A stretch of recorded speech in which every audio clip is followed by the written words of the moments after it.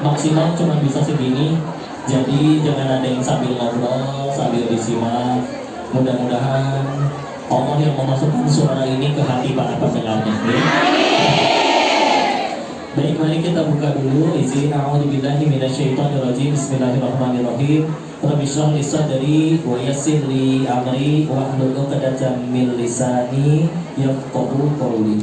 Rabbana zidna ilman warzuqna fahman bi rahmatika ya arhamar rahimin. Subhanaka la ilma lana illa ma 'allamtana innaka antal alimul hakim. Allahumma inna nas'aluka ilman nafi'an wa rizqan thayyiban wa amalan mutaqabbalan. Amin ya rabbal alamin. Bismillahirrahmanirrahim. Assalamualaikum warahmatullahi wabarakatuh.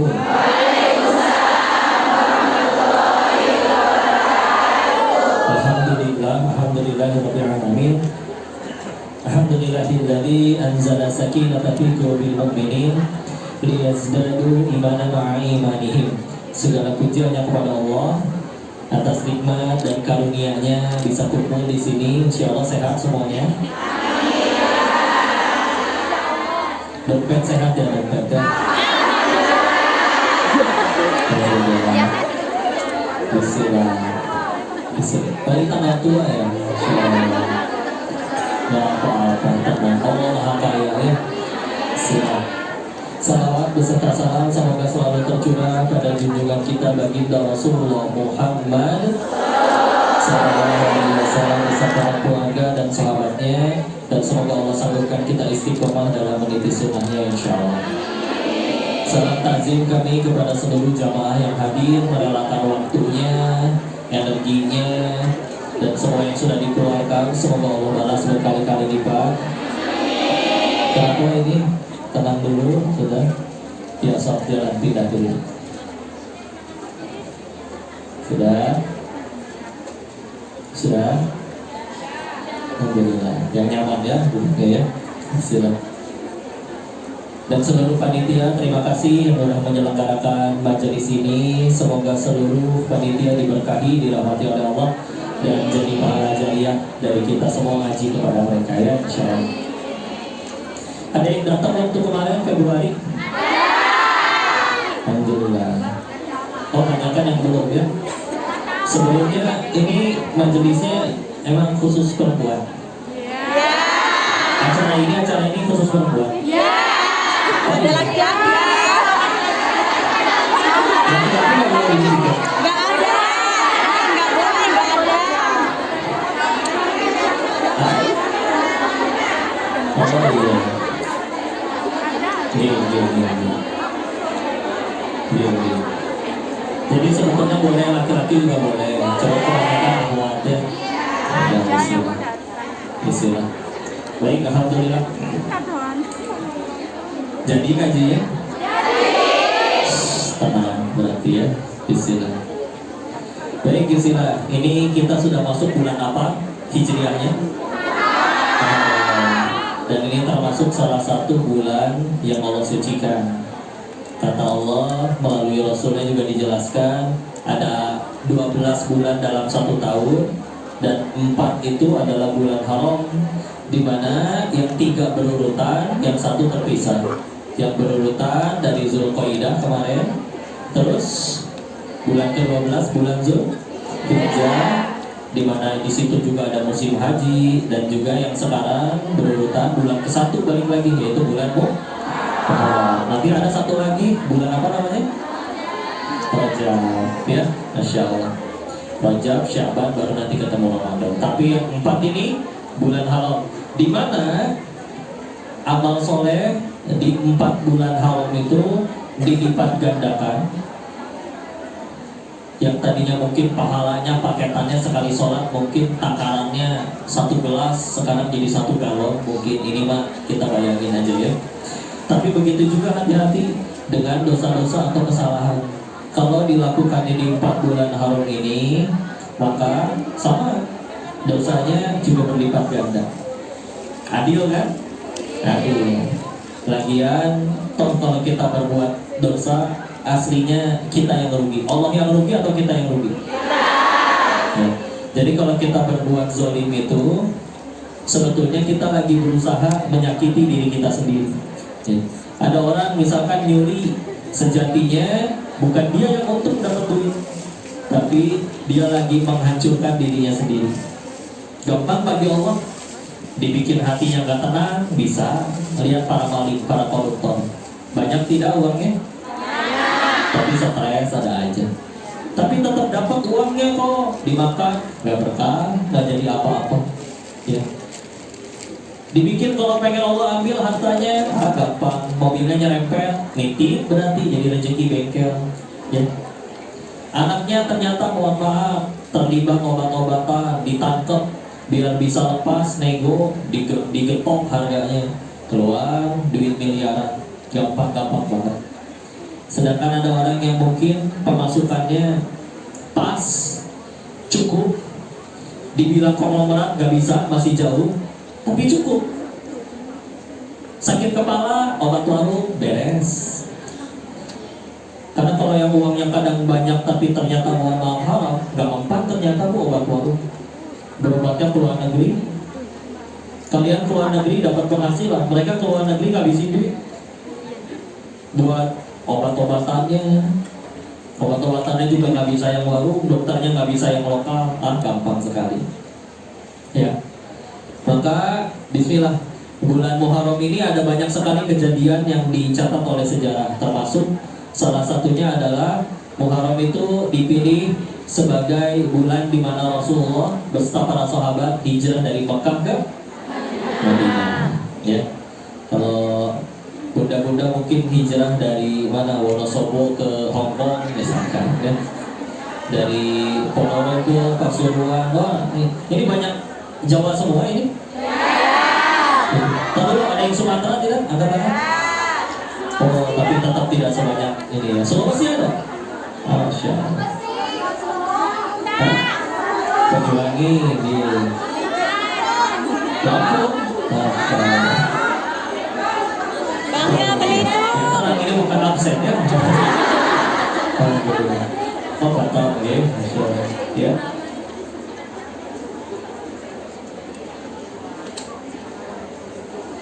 Gitu. Sholatan dulu katanya, karena ada yang selonjor belakang jadi nggak bisa masuk. Ini sholatannya berdiri ya saya bu? Berdiri. Oh biar pada berdiri dulu sholatannya.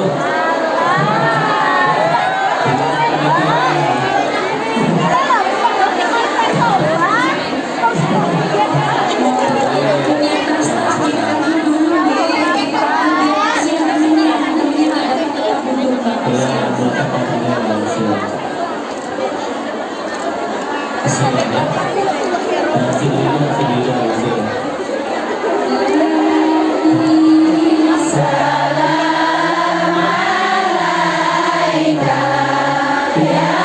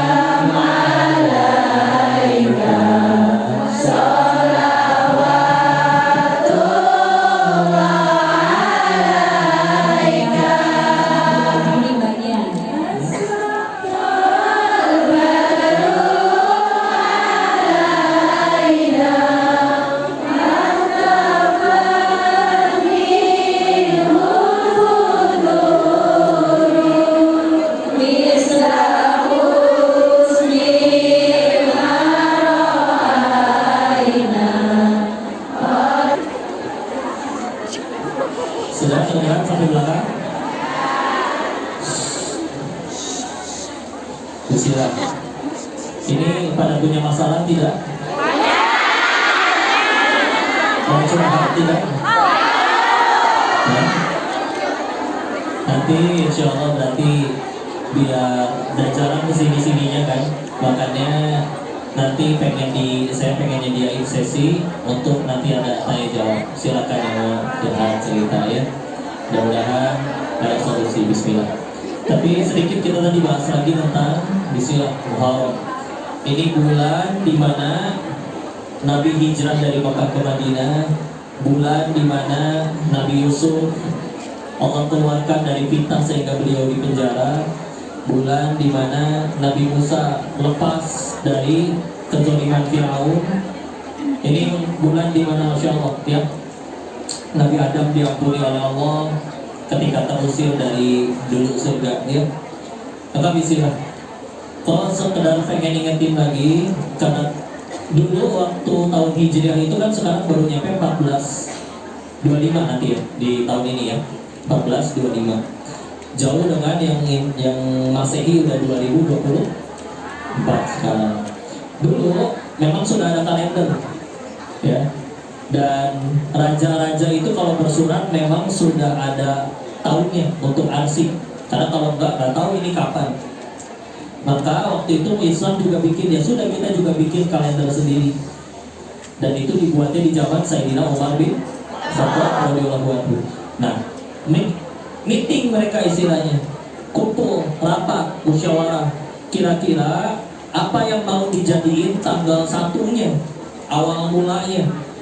Apakah lahirnya Nabi, ataukah ketika beliau diangkat jadi Rasul, atau sekian banyak pilihan-pilihan kejadian luar biasa lainnya. Karena ini udah di zamannya Sayyidina Umar ya, semua peperangan udah lewat. Padahal bisa aja dipilih tanggal menang perang Badar, tanggal menang perang Khandaq, apapun bisa dipilih. Tapi akhirnya yang dipilih adalah tanggal ketika mereka hijrah dari Makkah ke Madinah. Karena itu titik balik.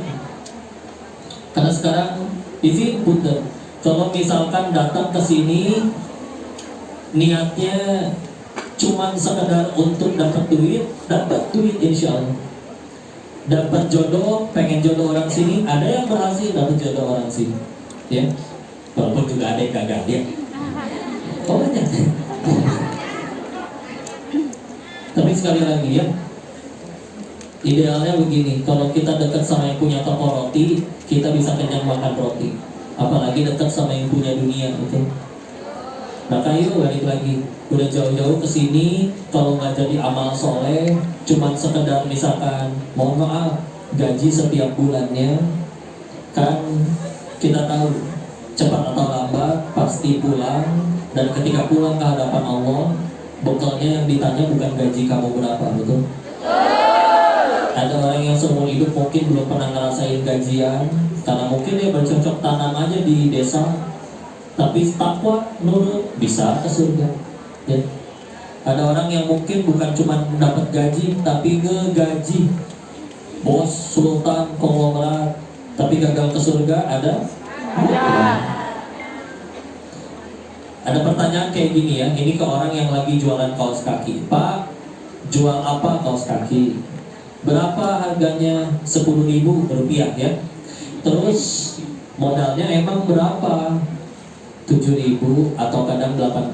Hah, untungnya cuma 2.000, 3.000 perak. Ada yang nyeletuk ngeledek. Kalau pengen jadi kaya jangan jualan kaos kaki bang, tapi jadi koruptor aja gitu katanya.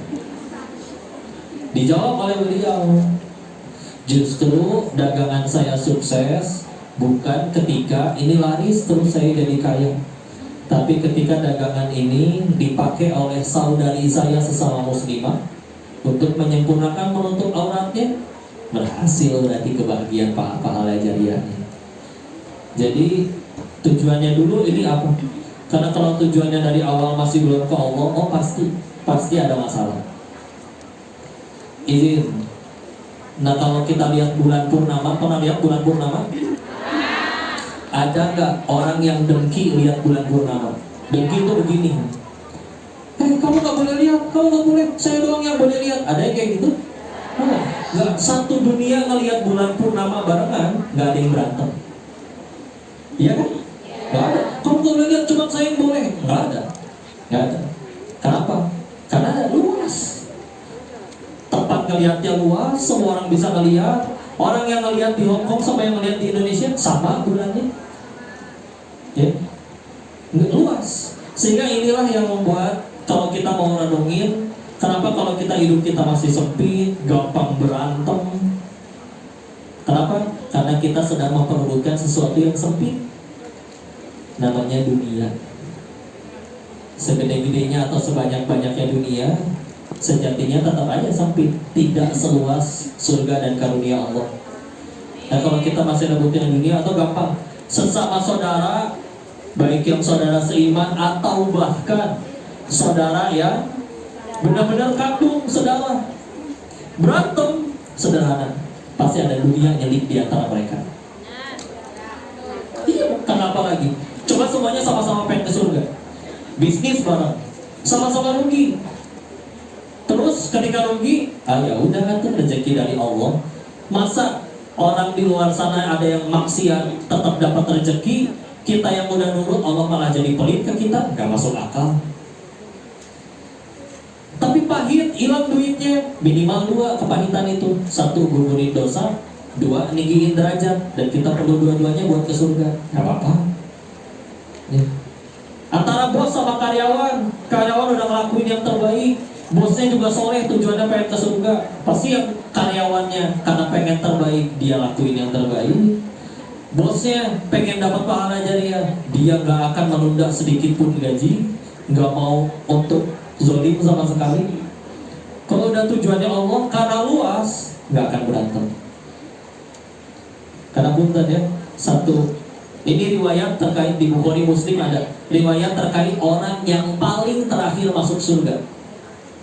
Ketika dia keluar dari neraka dengan gosong, lalu ketika diizinin masuk ke surga, dia bahkan nanya ke Allah, jangan-jangan surga sudah penuh. Terus kata Allahnya, disediakan surga ini bagimu seluas langit dan bumi dijadikan satu, dan ini untukmu dan kamu adalah orang yang terakhir masuk surga. Jadi orang yang terakhir aja masih dapat surga seluas langit dan bumi. Ya, kita bayangin ya, punya rumah segede rumahnya artis di Hong Kong aja kan kayaknya udah kerasa luas. Kamar banyak. Oh ini enggak. Langit dan bumi jadiin satu. Semuanya jadi buat kamu. Seluas itu. Enggak akan berantem. Ya. Jadi kalau mau direbutin sesuatu yang besar sekalian nih, kita aja kalau lomba bisa hitung dulu. Ada 2 lomba nih, waktunya samaan. Yang ditanya apa biasanya? Tak dulu, hadiahnya apa? Yang satu hadiahnya apa? Uang cash 1 juta rupiah. Yang satu lagi hadiahnya apa? Uang cash 1 juta dolar Hong Kong. Pilih yang mana? Kita kan jadi hamba pengen dapat hadiah juga dong dari Allah. Terus yang kita kejar-kejar sesuatu yang receh, yang kalau ia dapat juga belum tentu bisa dibawa. Dan udah banting tulang, belum tentu dapat lagi. Bisa jadi yang gak ikut bambang, ikut bertarung, kata Allah rezeki dia, nyampe dia yang dapat. Jadi capek sekali. Tapi kalau udah ikhtiar maksimal, terus ternyata tetap gak dapat, kerja ini luar biasa, getol totalitas, dapat majikannya yang zolim, yang nunda-nunda gaji dan segala macam. Bismillah, dari awal soalnya yang kita niatin apa? Yang jadi amal soleh aja. Izin ya, ada seorang dokter pernah diledekin kayak gini. Dok, ngapain ke UGD tengah malam? Kan yang nyentuhin sembuh atau enggak Allah. Kata Allah sembuh, kita nggak disentuh sama dokter juga sembuh kok. Kata Allah mati, mau dokternya berapa ribu orang juga kita pasti mati. Buat apa dokter ke UGD? Gitu katanya. Sama kan pertanyaannya, ngapain kita kerja kalau yang nentuin gajian atau enggak Allah? Ngapain kita nawarin dagangan kalau yang nentuin orang itu mau beli atau tidak adalah Allah? Maka yang paling penting agar apa? Agar jadi amal soleh. Kumpulin pahala aja gitu. Suruh pilih ya. Seumur hidup seluruh kepengen selalu dikabuli. Tapi nggak ada satupun ucapan, tindakan, perbuatan yang jadi pahala, jadi amal soleh. Berarti meninggal bawa apa? Pegel doang, capek di dunia. Iya, gajinya dapat, udah ditransfer. Tapi kata Allah nggak diizinin untuk nyicipin, untuk nikmatin, gampang dibikin hilang aja. Atau meninggal duluan juga ada. Di balik bisa jadi ada orang yang seumur hidup lebih sering gak dikabul doanya, tapi setiap kali berucap, bertindak, berbuat, semuanya jadi pahala amal soleh yang Allah terima. Meninggal bisa jadi dia yang paling banyak bekal.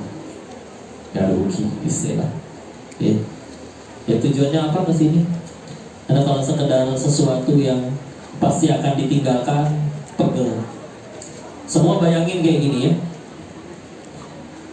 Rumah kita di ujung jalan, buat ke ujung jalan cuman bisa naik satu jembatan aja. Jawab, ada nggak orang yang dengan sengaja memperindah jembatannya? Jembatannya dikasih karpet empuk, pegangannya emas, lampu indah, tanaman hias, pengharum. Tapi rumahnya bobrok, pintunya lepas, kacanya pecah, atapnya jebol, temboknya retak. Bukankah seindah-indahnya jembatan kita nggak mau tinggal di jembatan? Kita lagi di jembatan, nama jembatannya dunia. Nah, cepat atau lambat, suka tidak suka, kita ya pengen pulang, pasti nggak akan selamanya di jembatan. Kalau kita selalu yang dibagus-bagusin jembatannya, rumahnya lupa direnov, pasti bete. Karena kita sedang sibuk memperbagus-bagus sesuatu yang pasti kita tinggali. Pantesan kesel dulu. Udah gajian masih gampang, karena lewat doang duit.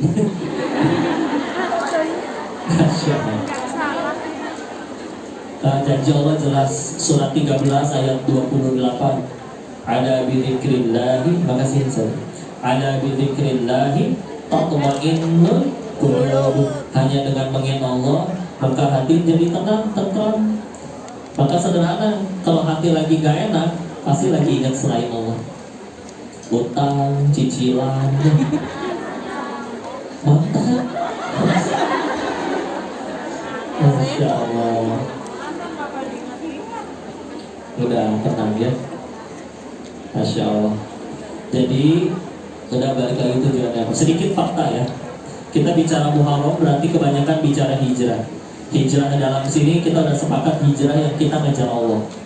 Izin, survei sederhana nih. Apa kita semua punya keinginan? Dua, apa Allah juga punya keinginan? Ya, Allah ingin kita selamat, ingin kita bahagia. Tiga, dari lahir sampaikan ke detik ini, kita lebih banyak mengejar yang Allah suka atau yang kita suka? Terus sudah ngejar yang kita suka melulu, bahkan sebagian udah sering terkabul, kok masih sering ngambek?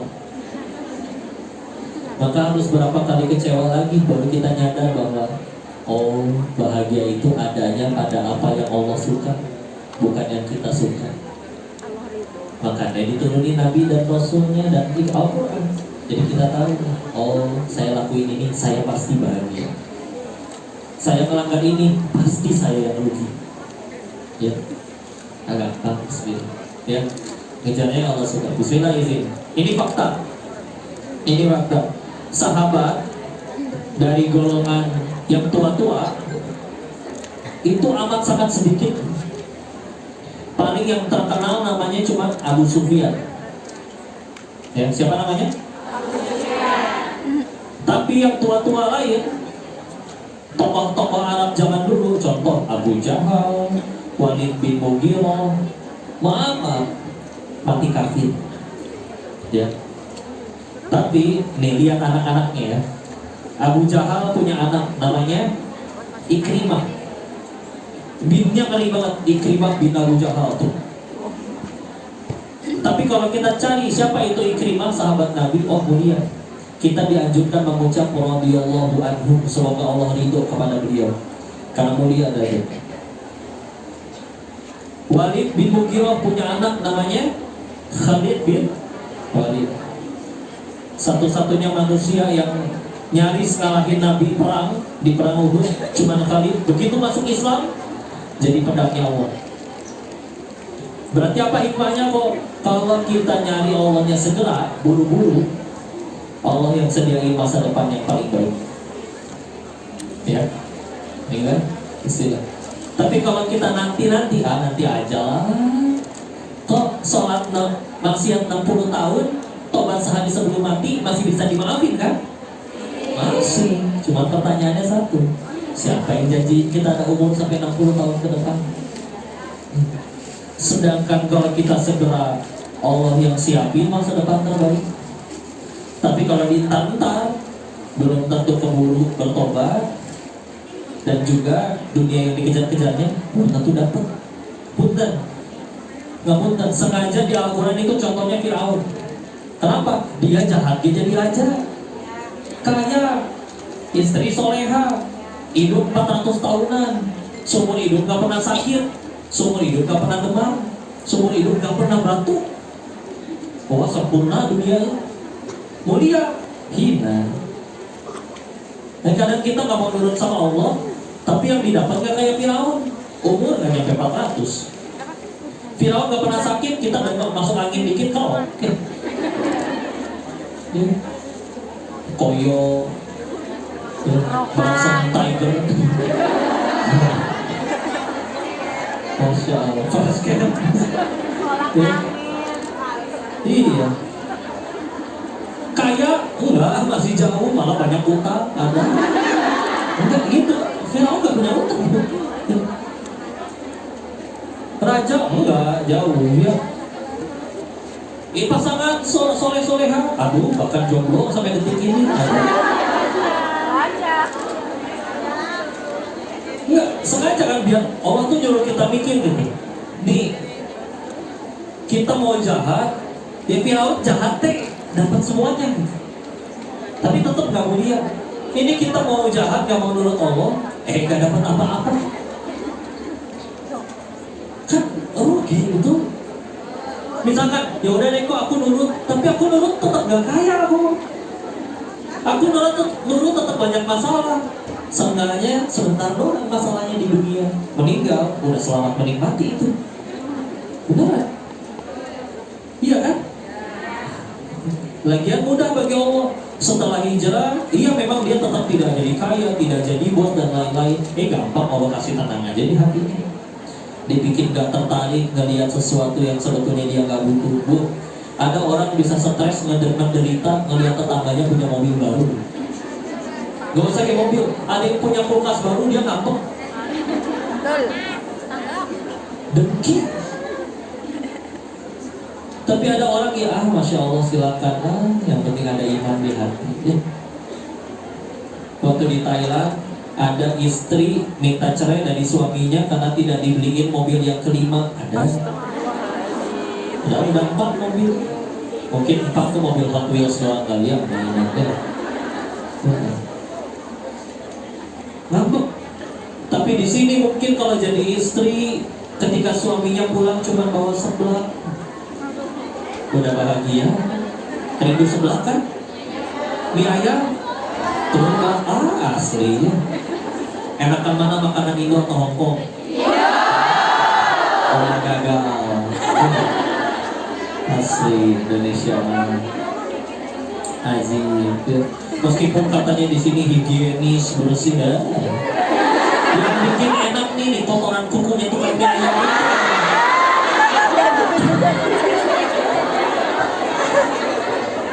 Itu lah luar biasa ya. Di Indonesia langsung. Yang orang Sunda tahu nama makanan tutut? Itu keong digot diambilin dimakan. Ini makan pakai syukur, enak. Makan nggak pakai syukur, mau di restoran yang apa gedung paling tinggi yang diomongin. Kalau pahit, apalagi pas dia tagihannya tuh lebih pahit.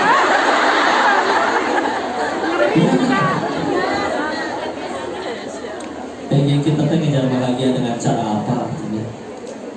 Udah momentumnya.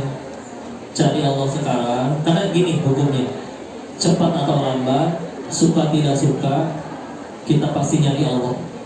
Kita pasti butuh Allah. Tapi pilihannya dua, mau datangnya segera dengan sukarela atau harus diseret dulu, dipaksa. Iya dong, ada orang nyari Allah setelah kena musibah dulu, setelah dimusuhin dulu, setelah bangkrut dulu, setelah dikhianati dulu. Kenapa kitanya gampang sedih? Kita salah fokus soalnya. Contoh, artis aibnya kebuka, ketahuan selingkuh. Kalau sebut nama siapapun ya, kita ambil hikmahnya aja. Kenapa dia stres? Salah fokus. Apa yang dia fokusin? Gimana follower saya? Gimana kontrak sinetron saya? Gimana ini endorsan gak rame lagi? Karena yang dipikirin itu stres. Tapi harusnya apa yang dipikirin? Gimana caranya gara-gara kejadian aib kebuka ini saya jadi diampuni Allah. Mikir solusi boleh, tapi yang lebih penting adalah ini masalah nih, jadi apa bagi saya? Bikin saya tambah dekat sama Allah atau enggak? Coba disuruh pilih ya. Disuruh pilih. Kenapa kibasnya? Dibikin geleng-geleng. Sebelum kipasnya geleng-geleng, ibunya aja gini-gini dulu. Gak bisa? Masuk angin, kena kepala. Ya geser atuh. Gantian. Kabutan. Dan gimana minta tolong itu Pak Ibu ya, biar supaya tidak teralihkan perhatian. Nah saya ngomong yang lain ngomong nggak berarti ya. Dan suara saya emang kecil.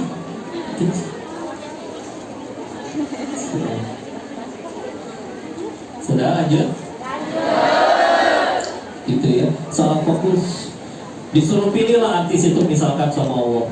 Oke, semua kembali memuji, semua kembali memfollow, endorsan sinetron kembali rame. Tapi belum tobat-tobat, repot gimana? Belum diampuni.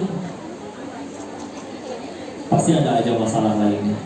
Di balik mungkin netizen masih mencaci, menghujat, tapi dari hatinya udah tobat nasuhan. Udah rela kesehariannya ikut sama aturan Allah, bismillah. Dan Allah sudah ampuni, bisa, insya Allah selamat, aman, gak apa-apa. Jadi berarti kalau ada masalah gak boleh nangis, boleh. Tapi nangis juga ada dua. Ada yang nangisin masalah, ada yang nangisin dosa penyebab masalah.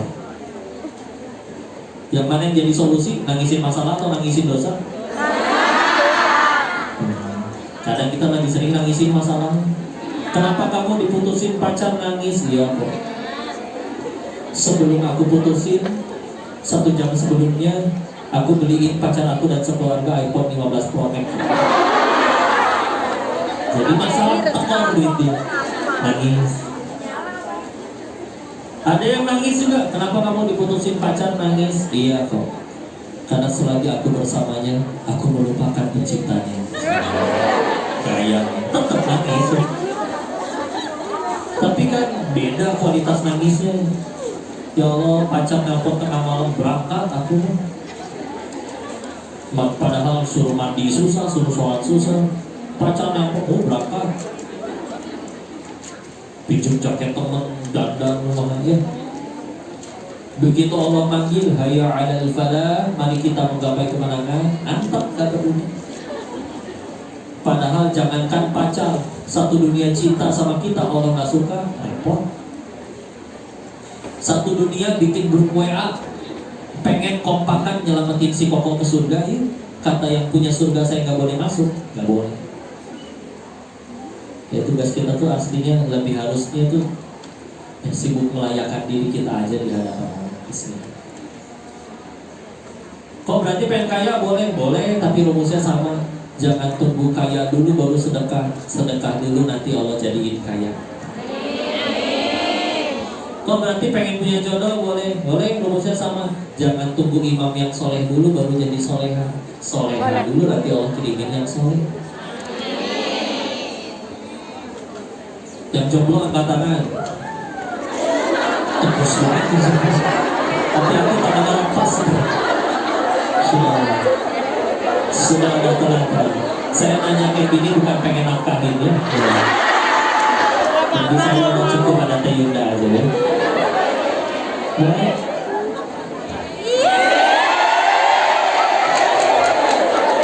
Ayo, baper. Masya Allah. Enggak, yang punya yang belum punya jodoh, nih tenang. Kalau kasih tahu, pasti akan ketemu.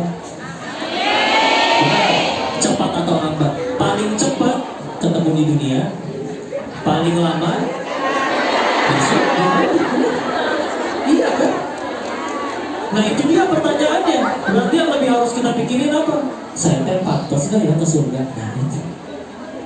Karena ada yang lebih sibuk nyari jodoh sampai ngelupain gak peduli surganya kayak gimana. Ada yang penting dia jadi jodohku, gak apa-apa dah di DP-in dulu. Bentar, mohon maaf ya. Tapi tetap hidayah Allah tetap bisa datang. Suatu saat bisa jadi mereka yang lebih takwa daripada kita. Mudah bagi Allah. Istilahnya, jadi kayak begitu. Yang minta keturunan, saya pernah bilangnya ke Teh Yunda, doain kami ya, saya masih berikhtiar pengen punya keturunan. Kita bilang paling cepat kita pasti ketemu sama anak kita. Paling cepat ketemu di dunia, paling lambat ketemunya di surga. Cuman pertanyaannya sama, kita teh pasti ke surga atau enggak? Makanya, yuk yang harus lebih kita sibukin bukan sibuk berusaha dapat jodoh atau dapat tujuan kita, tapi dapat nggak kita ke surga? Daripada suruh pilih di dunia dapat semua yang dipengen, tapi nggak ke surga ya? Oh? Enggak kan? Berarti aslinya yang paling kita pengen apa? Tanpa sadar kita mikir kayak gitu. Ya udah, Bismillah. Dan semua yang gak enak terjadi sama kita seumur hidup. Contoh, teman minjem duit tapi galakan dia. Karena ada yang gitu di Hongkong. Banyak pakai bahasa kantor. Masya Allah. Apapun itu semua cuma karena satu alasan. Allah pengen deketin kita ke surga, udah tidak. Jadi jujur-jujuran aku pengen ke surga. Kalau ditanya, Nabi Adam aja diusir dari surga dosanya 1. Kita pengen ke surga emang dosanya 1. Terus doa, pede banget. Ya Allah, berikan aku surga, tetanggaan dengan Nabimu ya Allah. Malaikat geleng-geleng, amalannya apa bayangin ini? Begitu dicek, sholat 5 rakaat melulu, istighfar jalan, sedekah diirit-irit. Tapi Allah pengen ngabulin. Oke, saya tetap pengen dia ke surga. Loh gimana amalannya kurang ya Allah? Dikasih fasilitas. Tadi yang ngutang-galakan dia, gugurin dosa itu tadi. Ini sedikit hadis tentang utang ya. Kalau kita ngutangin orang 10 juta misal, dia minjem tanggal 1, janji dibayar tanggal 10, maka di hadapan Allah kita dianggap sehari sedekah sebanyak jumlah utangnya.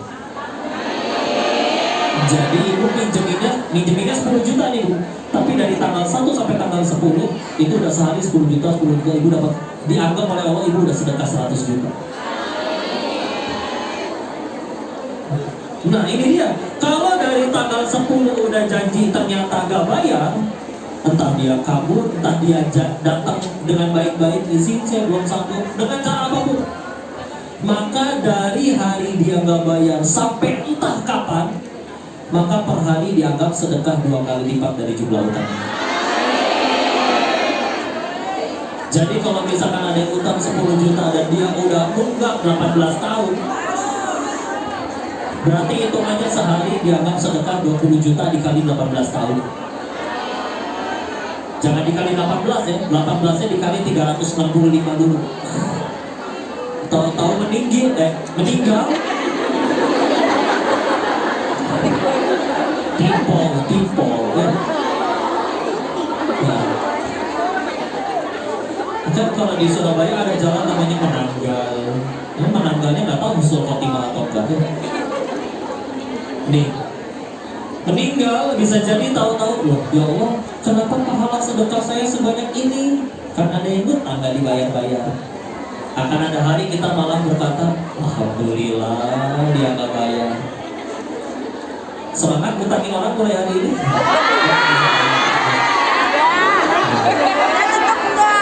Dan Allah tuh adil ya. Ini hadis bagi orang yang ngutangin. Jadi yang utang nggak boleh ngerasa pede dengan hadis ini.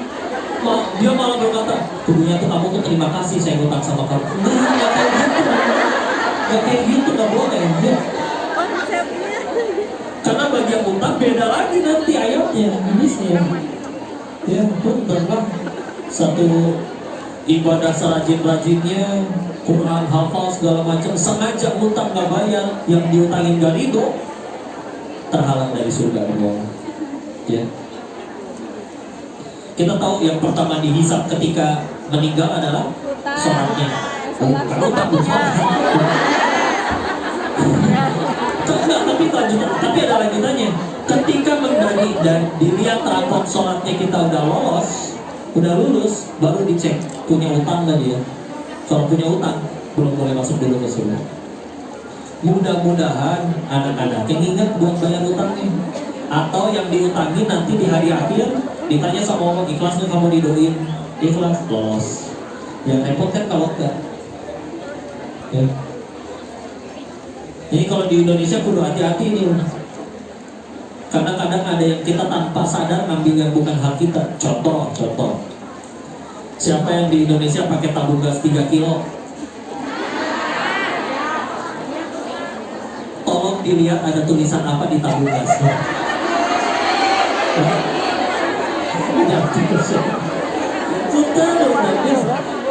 Kalau nanti ada orang yang betulan miskin pengen beli, kan itu jadi murah karena subsidi ya. Terus ada, berarti kan itu diperuntukkan bagi yang layak menerima subsidinya ya.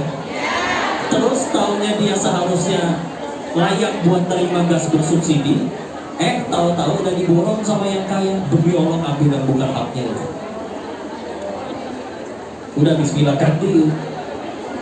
Ya, kalau di sini pakai gasnya apa? Listrik, gaya nyetor. Masya Allah. Sebentar dulu kok. Kita balikin, itu hanya untuk masyarakat miskin. Balikin kepada yang bikin peraturan. Yang dimaksud masyarakat miskin di tabung gas itu adalah siapa? Nanti boleh dicari di Google undang-undangnya. Yang termasuk masyarakat miskin menurut negara Indonesia adalah yang berpenghasilan di bawah 1.500.000 sebulan. Maka kalau gaji kalian di atas itu, mohon maaf, kalian aslinya orang kaya. Tapi mungkin pura-pura miskin menurut.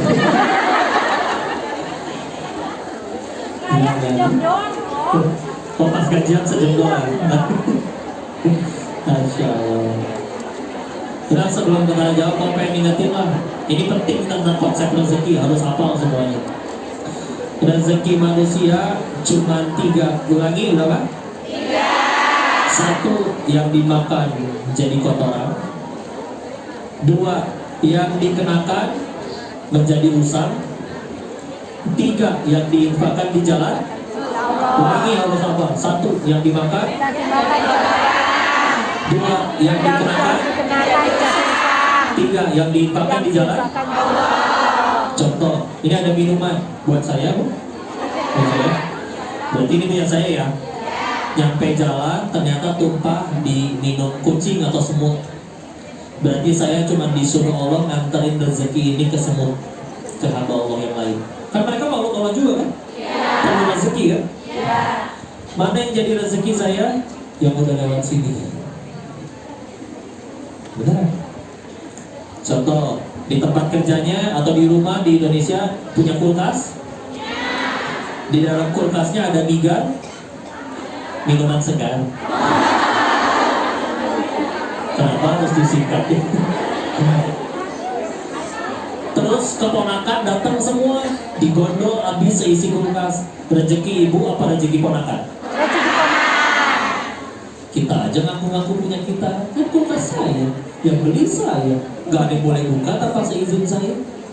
Begitu diizinin, diminum ponakan, rezeki ponakan. Sok cek saldo, punya internet banking? Orang itu terbagi dua katanya. Ada yang bahagia melihat buku tabungannya, ada yang sedih melihat buku tabungannya. Ibu yang mana? Masya Allah.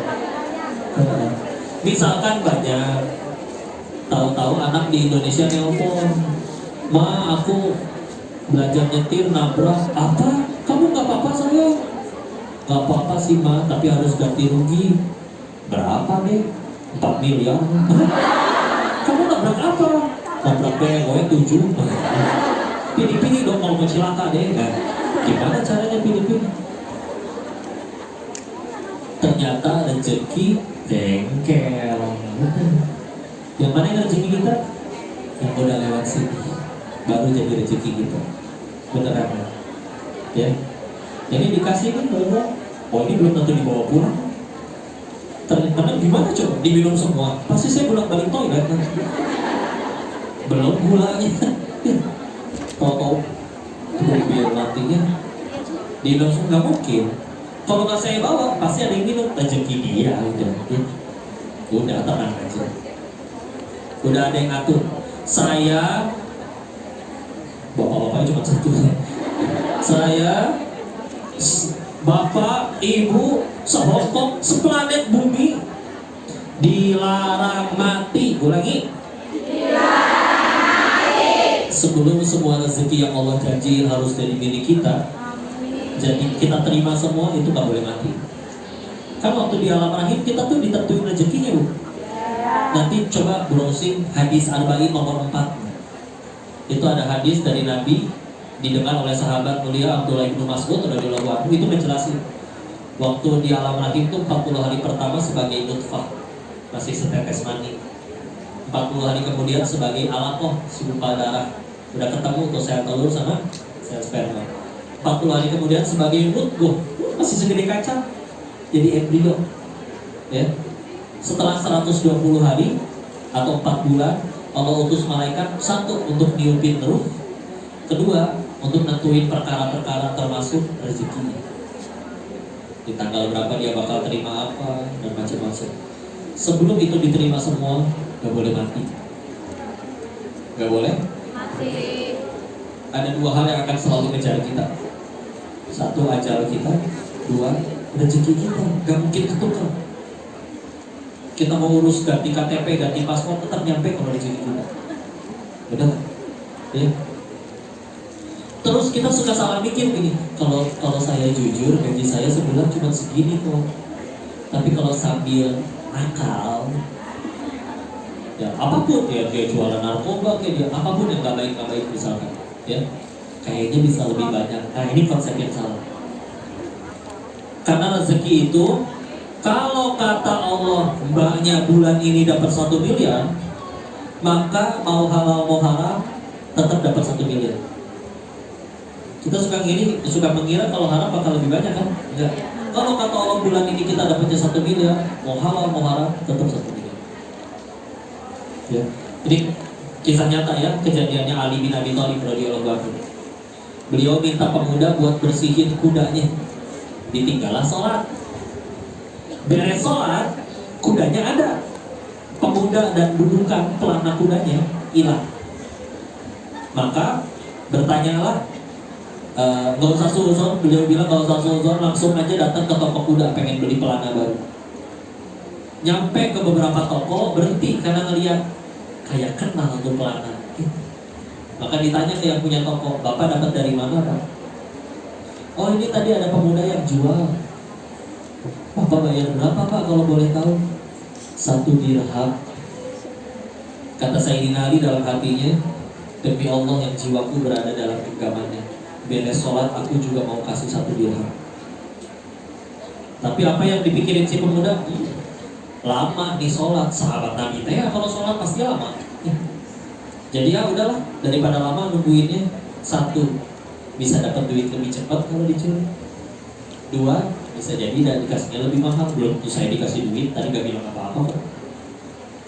Dibawa ke semua toko, kata Allah rezekinya 1 dirham, keliling berapa toko semuanya nggak ada yang nawar lebih. Mau enggak.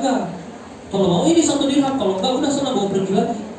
Daripada nggak laku, udah. Tapi apa hasilnya? Lihat, dia dapat 1 dirham plus dosa. Kalau dia sabar, dapat 1 dirham plus pahala. Udah. Tapi kok aku jual narkoba, misalkan aku open BO, misalkan apapun itu ya, ini beneran dapat loh uangnya loh. Kata Allah nggak jadi rezeki kita, enggak. Kan tadi kan rezekinya udah ketelan banget. Kalau misalkan belum ketelan, Allah pengen ambil, gampang, sakit, dokter berarti rezeki dokter. Beli obat, rezeki apotek, ya. Mobilnya rusak, rezeki bengkel. Udah nih. Dan lain-lain, mudah sekali ya. Seperti itu ya, Masya Allah. Ini banyak kejadian seperti itu. Ada juga yang teman Koko waktu di Thailand, ya dia salah jalan terus jadi bandar narkoba, tapi rajin nabung, nggak suka main judi, nggak suka main perempuan. Dia pengen nanti pulang ke Indonesia nyenengin ibunya. Setelah 5 tahun udah punya segala-galanya, ruko, rumah, apa segala macam. Tahu-tahu dikhianatin, ditangkap polisi.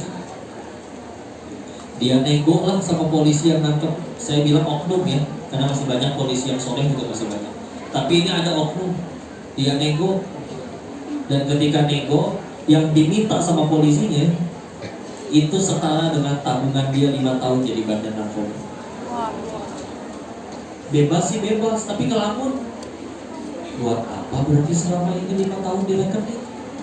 Lewat doang, gak sempet nikmatin, cuma jadi rezeki haram buat oknum itu. Kalau belum lewat sini bukan punya kita, ya. Terus tahu cerita bapak-bapak jatuh ke sumur? Ada bapak-bapak jatuh ke sumur, dia minta tolong turunin apa namanya? Timbangan ibu. Kayak dia diturunkan kayak aneh. Terus orangnya naik biar tenang, dikasih minum susu, sudah tenang baru cerita. Bapak kenapa bisa jatuh Pak? Gak tahu saya juga. Bentar ya saya peragain. Saya tadi berdiri sini nih. Terus jatuh lagi. Adalah. Begitu jatuh lagi Bu, tapi yang jatuh keluar, mohon maaf, meninggal. Apa hikmahnya? Bapak tadi masih punya rezeki 1 gelas susu lagi. Udah nyampe tempat matinya pun naik lagi ke atas jemput. Kalau udah habis semua rezekinya baru boleh. Gak bisa. Jadi kalau aku tidak kerja di Hongkong, gimana rezeki? Oh nggak, asli ada, tenang aja. Kita udah terkapar di kasur nggak bisa ngapa-ngapain, kalau ada rezekinya, infus masuk. Lagi rezeki bukan cuma gaji, betul? Kebalikannya juga gitu. Ada orang yang saya mau menyerah dengan hidup kok. Dia tiduran di rel kereta, keretanya lewat masih gak mati, coba bayangin. Ini keretanya lewat sebelahnya. Ya, dia kan bukan petugas KAI, jadi nggak tahu jadwal. Yang ada taksi tahu. Dan dia beda. Di Thailand juga pernah ada cerita gini, wanita hamil gede, laki-lakinya punya will, tahu will? Dan perhidangan lain, pada tahu ya, ini sering nonton film azab ya. Masya Allah. Masya Allah. Ya akhirnya dia sakit hati, dia ambil botol-botol di rumah diminumin, entah yang buat nyuci kloset, nyuci baju, keminumlah 2 botol, gelap. Bangun-bangun di rumah sakit. Yang pertama ditanya, dok saya masih hidup? Iya Bu, larutan yang ibu minum, 1 mengandung asam, 1 mengandung basa, jadi netral. Kalau gitu 1 diminumnya. Jadi kata Allah belum waktunya. Mohon maaf ya, ini contoh-contohnya seperti ini. Karena kalau saya pakainya ayat dan dia semua halo neraka, oh nanti bosan. Ya, terus saya malah di neraka-nerakain yang misalnya. Jadi pakai contohnya sehari-hari misalnya. Tapi gitu balik lagi, satu yang dimakan jadi, dua yang dikenakan lalu menjadi. Contoh datang ke pasar ada gamis lucu, kepikiran nih pasti. Sholat, oh kebayang, gak khusyuk sholat. Allahu Akbar. Gamis lucu, besok beli ya. Insyaallah. Kita beli, sudah. Allahu Akbar. Si papa kan mau ngasih uang belanja nih. Allahu Akbar. Mana lagi diskon? Allahu Akbar. Tapi diskonnya cuma sampai hari ini tahu. Allahu Akbar. Ada teman mau bayar utang nih. Allahu Akbar. Sekalian teman pengen jemput nih. Udah, kita beli aja. Astagfirullahaladzim. Astagfirullahaladzim. Assalamualaikum. Agak beda ya. Diterima nggak sholatnya? Nggak khusyuk, wallahu a'lam. Makanya biar khusyuk kita beli dulu kok, Mbak. Luar biasa ibu ya. Bu, misal kebeli pun kadang juga kita ketika ditanya buat apa beli kan udah banyak, siapa tahu ada undangan, ternyata kan diundang-undang. Berangkat udah dia sibuk kerja, sibuk apa, kan digantung aja di lemari. Tahu-tahu 5 tahun kemudian pindah rumah baru dilihat lagi, ini gamis yang dulu dicobain, udah kamu kan bahagia ya. Ya udah akhirnya dikasih ke adiknya sampai usang, berarti rezeki kakaknya atau adiknya? Itu aja. Nah, yang penting kan nyaman, cukup. Coba sepatu 50 pasang, tapi kaki kita 42, ukuran 37 semua, nggak kepake. Nih, jam tangan apa fungsinya? Lihat waktu. Kalau beli mobil saya masih nggak wajar. Kadang ada orang beli mobil lebih mahal karena memang larinya lebih cepat daripada yang kurang. Saya paham. Kalau jam tangan, memang jam tangan 5 miliar muternya lebih cepat daripada 5 miliar.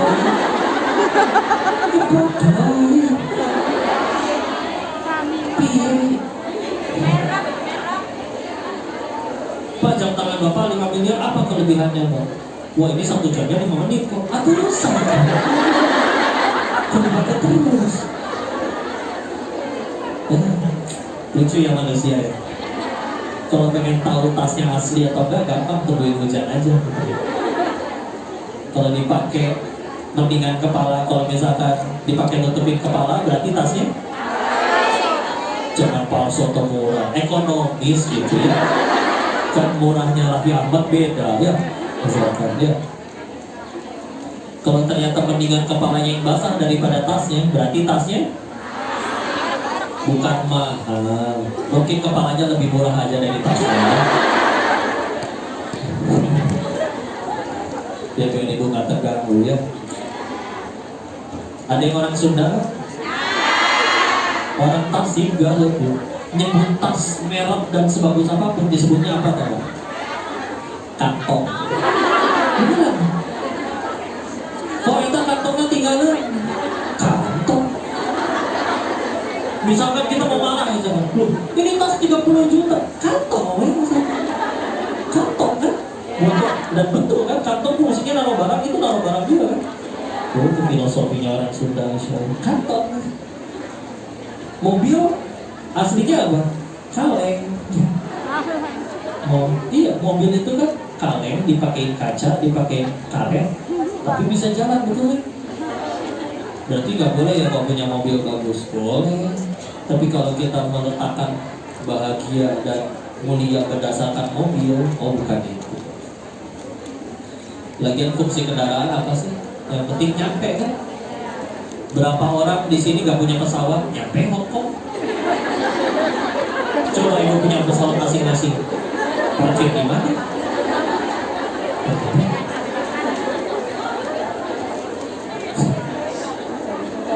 Ya. Dan yang terakhir yang diinfakkan di jalan Allah, ada pengusaha sukses kaya, kebiasaannya aneh, tiap kali beres dagang, beres jualan, cuma disisain buat modal besok,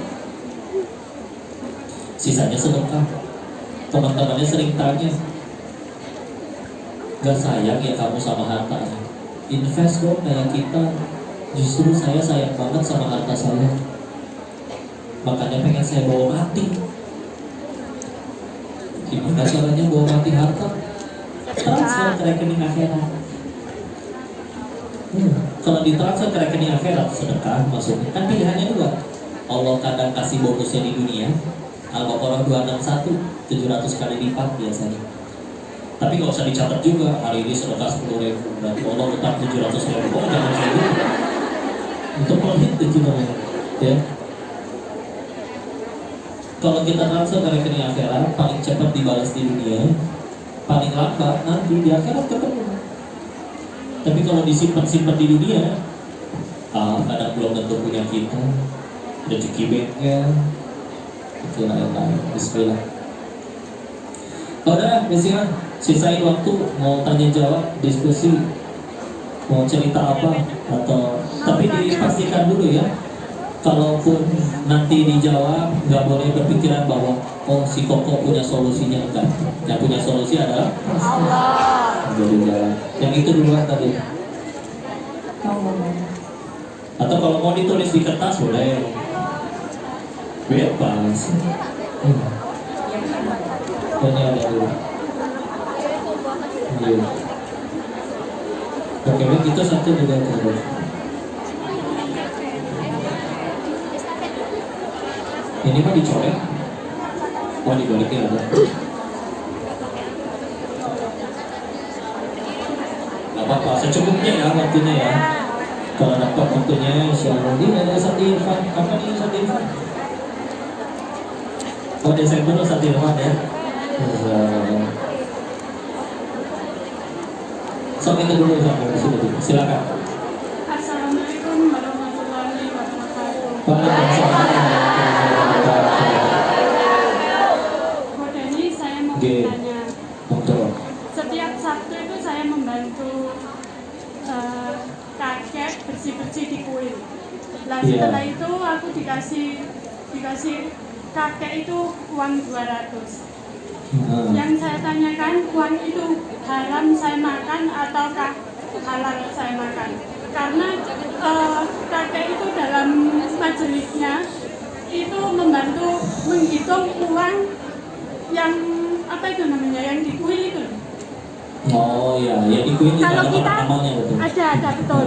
Nah, setiap Sabtu menghitung kotak amal itu, lalu aku bantu bersih-bersih jiso, bersih-bersih di situ. Setelahnya aku dikasih upah $200. Nah, yang saya tanyakan, uang itu halal atau haram untuk saya makan. Baik, Terima kasih. bismillah. Atur soleh, satu-satu ya. Baik, bismillah. Emang kan kalau untuk bicara halal haram, kalau terkait harta kalau terkaitnya ada dua. Satu, zatnya. Contoh yang halal zatnya itu misalkan mohon maaf babi ya. Jadi mau pakai uang halal juga tetap aja nggak bisa halal ya. Yang satu cara mendapatkannya. Nah ini saya wallahu alam, maksudnya itu uangnya sumbernya dari mana dan diperuntukannya untuk apa. Memang paling baik kalau pengen bicara amannya sih, kalau ada yang lain silakan. Tapi kalau misal ternyata dapat juga Allah tahu kita pakainya untuk apa. Mudah-mudahan buat kebaikan juga, maka diserahkan aja kepada Allah ya. Dan kalau bicara tentang contoh yang ada, misalkan Nabi itu pernah diberikan hadiah. Kalau tadi kan sebetulnya berupa hadiah juga ya, atau juga bisa disebut berupa. Nah dulu Nabi diberikan hadiah itu oleh orang Yahudi yang memang non Muslim, dan juga usahanya juga ada yang halalnya, memang ada juga yang haramnya. Maka kita kalau misalkan kita diberi sama orang yang kita tahu dia pemasukannya itu ternyata tidak halal, tapi ternyata juga masih ada yang halalnya, kita masih bisa berasumsi oh ini dari yang halalnya. Dan Rasulullah soalnya masih menerima hadiah tersebut dalam bentuk makanan dimakan. Tapi kalau pengen tetap berhati-hati karena tidak tahu, Allah akan juga tidak akan menyia-nyiakan kehati-hatiannya untuk supaya kalau misalkan kita mengambil yang lebih asal lagi. Bismillah, insyaallah. Yang paling penting tadi ya, karena nanti begitu udah didapat, kan pertanyaannya dua nanti sama Allah. Satu dapatnya dari mana, dua digunakannya untuk apa. Mudah-mudahan digunakannya buat yang baik. Wallahu a'lam ya. Nanti